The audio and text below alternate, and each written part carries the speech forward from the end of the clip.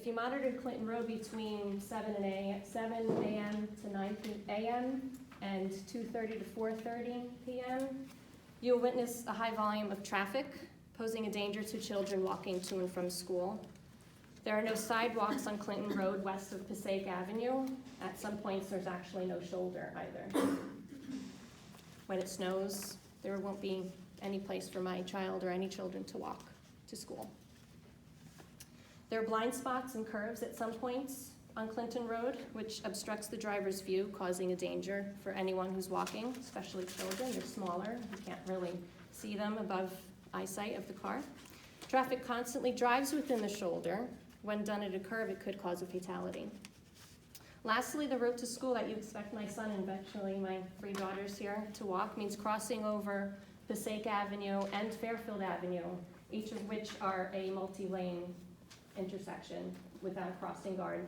There isn't one either at Bloomfield Avenue, Passaic Avenue intersection, which is also a 16-lane intersection. I understand there's no laws forcing you to do the right thing, but I'm standing here in front of you again to ask you to please consider putting a bus route for Clinton Road and west of Passaic Avenue because of these issues. Parents who live within 2 miles are expected to be responsible for taking their children to school. The situations that sometimes come up, as in this one, where parents would prefer that their child be transported by automobile, but they don't have the opportunity to. We do, as we did in your case, offer, if we can, if there's a seat on the bus, we offer that through our subscription busing process. If you're within the 2 miles, you would pay a fee.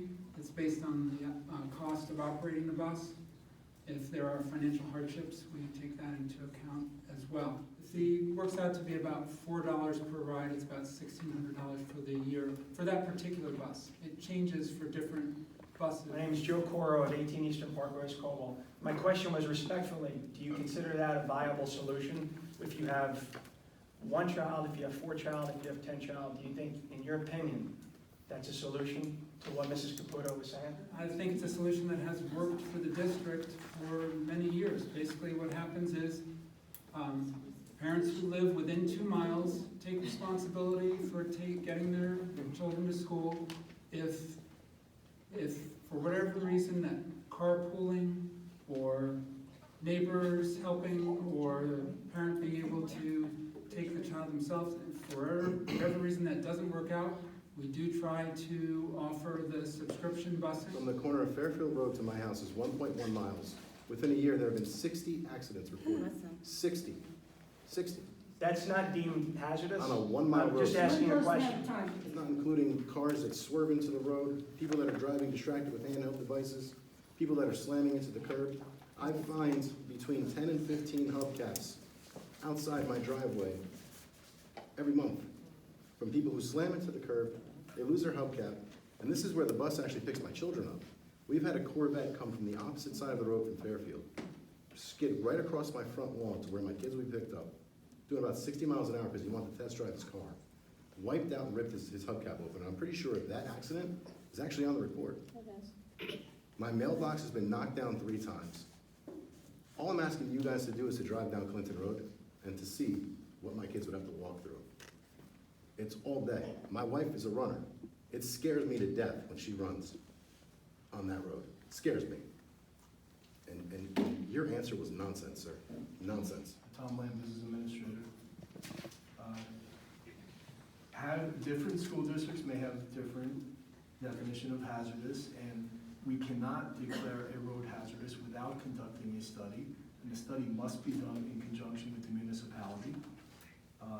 Also, even if a road is determined hazardous, it does not guarantee free transportation. The board has the option of offering free transportation on hazardous road or charging a partial fee or the full cost of transportation on a hazardous road. Just because a road is hazardous it's still the parent's obligation to transport their children to school.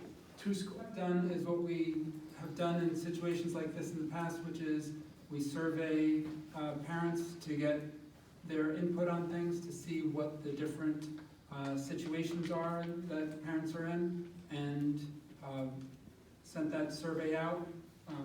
Ms. Caputo asked that I resend it, so we're waiting again. I just resent it out this week to some families. But that's a way that we can gather information on what parents' needs are. As Mr. Lamb said, the designation of hazardous routes, that process, does not necessarily mean then free busing. It could end up meaning what we're offering right now, which is we're offering a seat on the bus.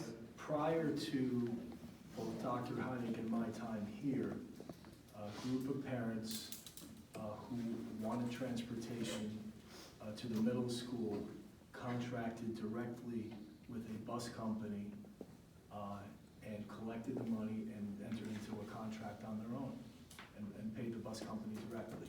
And then as those parents' children aged out several years later, new groups of parents decided that they would rather drive their children to school. And then, but that was a solution before our time.